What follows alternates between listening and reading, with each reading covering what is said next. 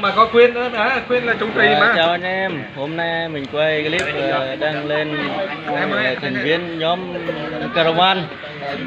Đấy, mọi người xem đây. Đây là trong trường nhóm là nay Khuyên mời anh em tụ họp lại. Đây là này Khuyên. Hiện tại anh là giám đốc Năm Sào á.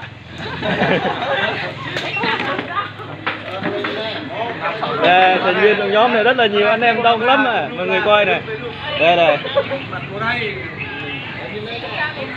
Đây ở dưới này thì mấy anh em mới tham gia.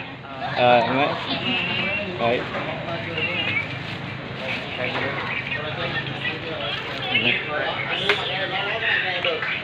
Lo vô. Nhiếp ảnh đang chụp đó. Đây, nhiếp ảnh đang chụp á, để đăng lên. Rồi.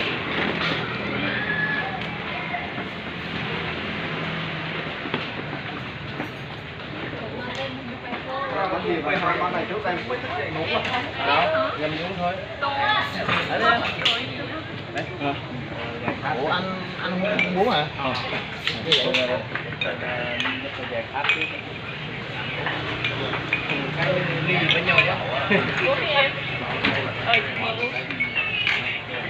Đây em tư vấn anh Khuyên tí đã.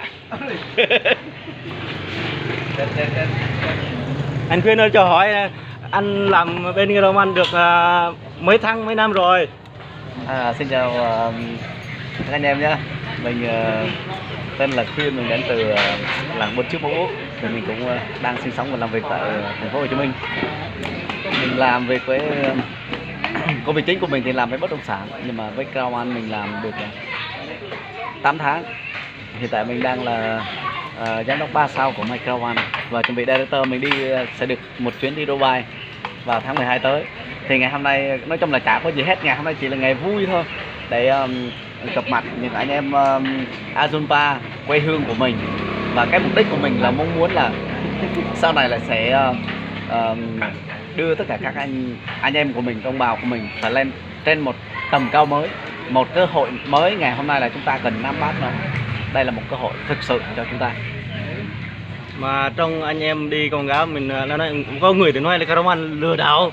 Rồi anh có thể giải thích chỗ đấy không? Thì cái trò lừa đảo thì tất cả mọi thứ hầu như là tất cả năm mới, hầu như là người ta chưa biết đến là người ta nói lừa đảo hết. Giống như Bitcoin năm 2008, người ta hầu như là nhà nước mình kháng cáo luôn là không được mua cái đồng tiền Bitcoin. Đúng rồi, đồng tiền Bitcoin là một đồng tiền điện tử đầu tiên để sáng lập ra về đồng tiền điện tử. Mà ngày hôm nay mọi người biết đồng tiền Bitcoin bao nhiêu tiền không ạ? 2008 chỉ có 20.000 đến 50.000 đồng Việt Nam. Mà ngày hôm nay một đồng Bitcoin lên tới 400 triệu, gần 400 triệu một đồng Bitcoin. Thì nhắc đến ở đây nếu lừa đảo thì ngày hôm nay tới 20 triệu dân khắp thế giới đang đón nhận Caravan. Thì cái chúng ta cái giờ là cái chúng ta sẽ trải nghiệm nó lừa đảo hay không, là nó có giúp được chúng ta kiếm tiền được cái đã. Và nếu mà lừa đảo thì không thể lừa được 20 triệu dân khắp thế giới được. Đây là một trong những cơ hội mà chúng ta cần nắm bắt nó. Thực sự có một cơ hội tốt. Thì hiện tại lương của anh là Khuyên, hiện tại lương hưu là bên Caravan là bao nhiêu một tháng? Mình đang mới có 16 triệu thôi. Một tháng 16 triệu à? Còn số đâu là 16 triệu là rất là lớn là lương hưu thôi nhá. Còn cái tiền mà phát triển của mình và doanh số hàng tháng của mình là nằm trong bí ẩn và ẩn số. Mình sẽ tư vấn và gặp trực tiếp mọi người sẽ mở cái con số đó bao nhiêu mình đang thu nhập. Nhưng mà mình đã bảo mình sẽ nói trước là trên tỷ. Rồi. Cảm ơn anh Khuyên rất nhiều nha. Rồi là anh em rồi quay tiếp rồi. Đấy.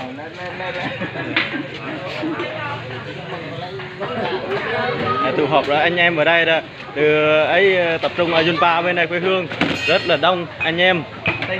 Thôi chúc anh em ăn một bữa ăn rất là ngon miệng, vui vẻ nha. Và nhớ ủng hộ và đăng ký kênh của mình nha, like nha. Rồi tạm biệt mọi người đang xem. Toàn bộ là anh em.